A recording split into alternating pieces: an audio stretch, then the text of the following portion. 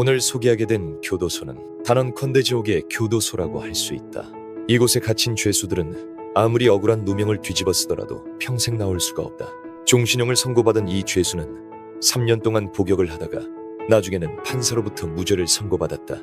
그러나 절망적인 사실은 억울하게 누명을 뒤집어 쓰고 판사로부터 겨우 무죄를 선고받았지만 교도소에서 석방될 수는 없다는 것이다.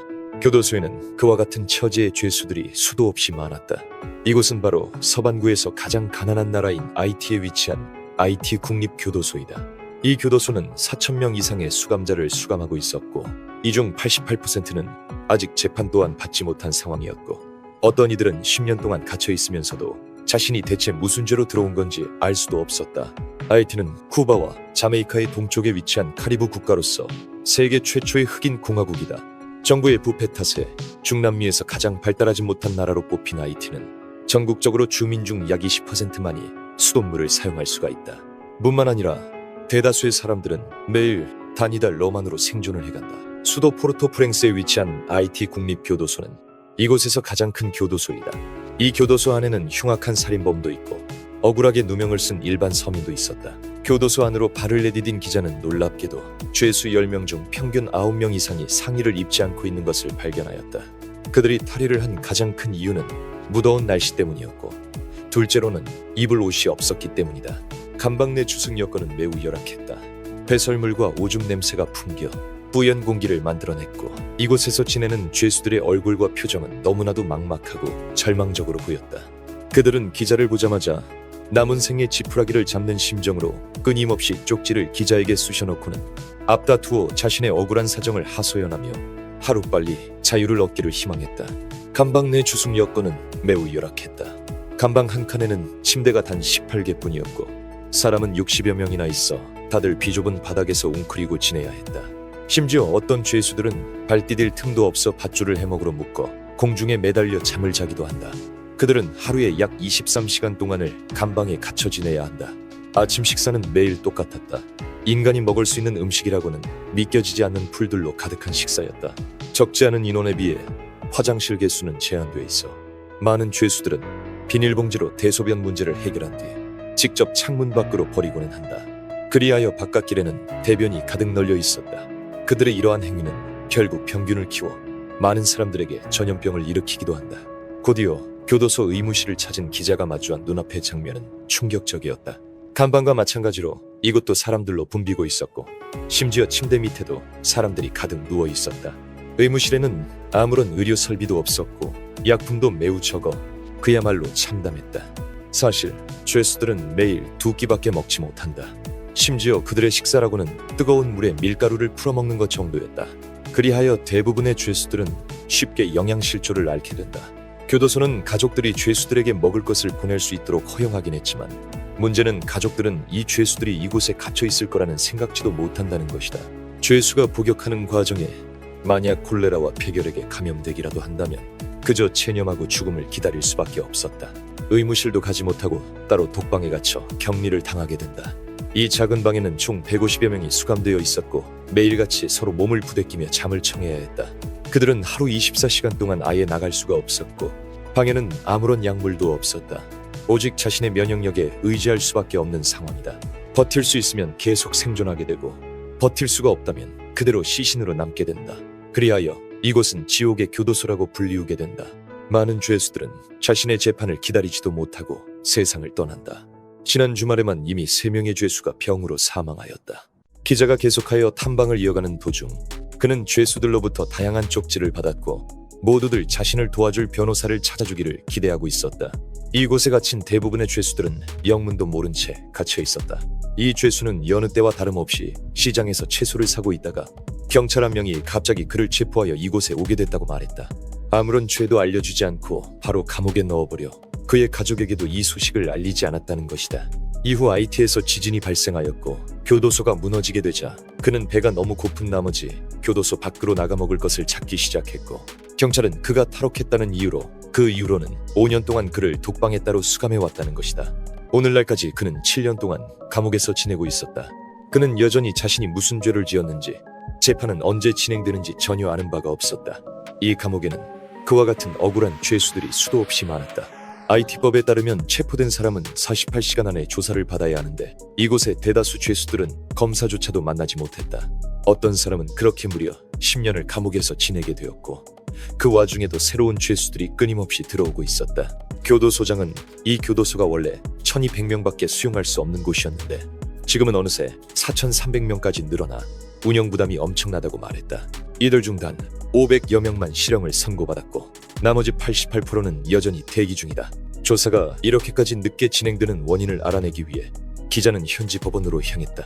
직원들은 법원 건물이 2010년 지진으로 인해 파괴되어 수년이 지난 지금에도 사법 시스템이 완전히 회복되지 않았다고 말한다.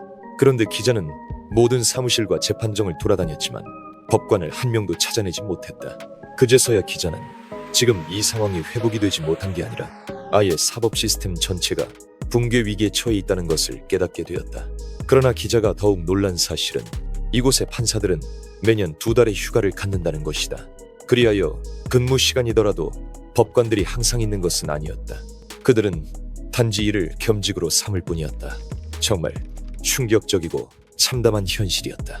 3천여 명의 억울한 서민들은 지옥에서 고생을 하는 와중에 단 몇 명의 법관들은 천국 같은 곳에서 휴가를 보내며 복을 누리고 있었다니.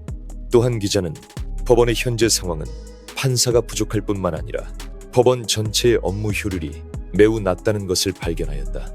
곧이어 그는 직원들에게 몇 명의 범인 서류를 찾아달라고 도움을 요청하였지만 1시간이 넘게 걸린 시간에도 그들은 찾아내지 못했다.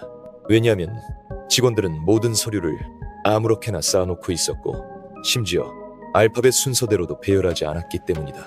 그리하여 IT 국민들은 일단 감옥에 들어가게 되면 진짜 죄가 있든 없든 감옥에서 나오기가 하늘의 별 따기였다. 심지어 IT의 사법문서는 대부분 손으로 써야 하는 상황인데 전국 성인의 절반 가까이가 문맹이어서 변호사를 선임할 수도 없었다.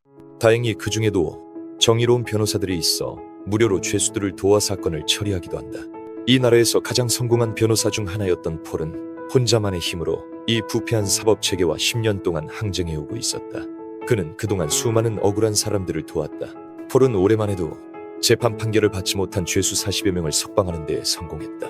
이 두 죄수는 한 여성을 살해한 혐의로 기소되어 5년째 갇혀있다. 그러나 폴은 조사를 통해 이 여성은 사실 콜레라로 인해 사망하게 됐다는 것을 발견하였다. 그 말은즉 이 두 죄수는 애초에 무죄였지만 5년 동안 갇혀 있었다는 얘기다. 두 죄수가 억울하게 감옥에 갇혀 있었다는 것을 증명하기 위해 폴은 감옥의 행정청사에 찾아와 죄수의 서류 자료를 요청했다. 원칙대로라면 이 정도 서류는 매우 쉽게 얻을 수가 있었다. 하지만 직원의 태도는 매우 불쾌했다. 그는 자신이 관여하는 업무가 아니라고 차갑게 대응했다. 그래도 다행히 얼마 뒤 변호사 한 명을 만나 죄수는 그제서야 자신의 신분을 증명하게 됐다. 그렇게 약 4시간 정도의 시간이 흐르고 나서야 폴과 그의 일행은 죄수 신분을 증명할 수 있는 자료를 받아냈다. 변호사와 기자의 도움으로 이 두 죄수의 사건은 마침내 조사를 받게 받았고 그 결과 무죄로 석방되었다. 폴은 그들이 5년간 억울하게 수감되었다는 것을 증명하는 데까지 약 반 시간이라는 시간이 걸렸다. 하지만 무죄를 선고받았다고 해서 그들이 정말 자유롭기는 할까? 이튿날 두 죄수는 사건에 아직 일부 쟁의가 존재한다는 이유로 계속하여 수감되어 재판을 기다려야 한다는 통지를 접하게 되었다. 언제든지 판사의 재판 결과가 뒤바뀔 수 있다는 소식에 죄수들은 너무나도 절망적이었다. 이 교도소에 있는 한 이런 경우는 흔한 일이었다. 이 죄수는 2012년에 체포되어 무장강도라는 죄명으로 종신형을 선고받아 교도소에 들어오게 되었다. 그는 약 3년을 기다리고 나서야 재판을 받게 되었다. 당시 법원은 그가 무죄라고 석방을 선고했다. 그러나 몇 년이 지난 지금에도 그는 여전히 감옥에 갇혀 있었다. 그 원인은 뜻밖에도 교도소는 아직 그의 석방 통지를 받지 못했기 때문이었다. IT에서는 법원 재판이 끝난 후 일반적으로 서기원이 문건 사업을 책임지며 마지막에는 그들이 석방 통지를 교도소에 보내고 나서야 교도소에서 죄수들을 풀어주고는 한다. 그러나 이 서기원은 뻔뻔하게도 이 죄수에게 $80만 주면 석방 통지를 보내겠다고 협박을 하였다. $80라는 금액은 많아 보지는 않았지만 대부분의 IT 국민들에게 있어 약 한 달 반 정도의 생활비였다. 결국 그는 뇌물을 줄 돈이 충분하지 않아 여태 서류는 교도소에 오지 못했고 그는 지금까지도 이곳에 수감돼 있었다. 기자는 당시 판결한 법관을 찾아가 이 죄수를 위해 정의를 이루기로 하였지만 바로 그 시점 현지에서는 갑자기 폭동이 일어나 법관들이 모두 자취를 감추게 되었다. 그 말은 이대로라면 이 죄수는 평생 나가지 못할 수도 있다는 것이다. 결국 기자는 IT의 법무장관까지 찾아간다. 그는 잔뜩 화가 난 채 물었다. 나라의 사법 시스템이 너무 낙후한 탓에 수많은 억울한 사람들이 감옥에서 죽어나가고 있어요. 아직까지도 감옥에는 자신의 재판을 기다리는 죄수들이 수없이도 많은데 대체 왜 변호사들은 한심하게 놀고만 있는 거죠? 곧이어 이어지는 법무장관의 대답은 기자들을 다시 한번 놀라게 했다. 이 문제는 이미 전부터 몇 년 동안 존재해 왔어요. 그리고 제가 아무리 법무장관이라 하더라도 변호사들에게 이를 강요할 권리는 없어요.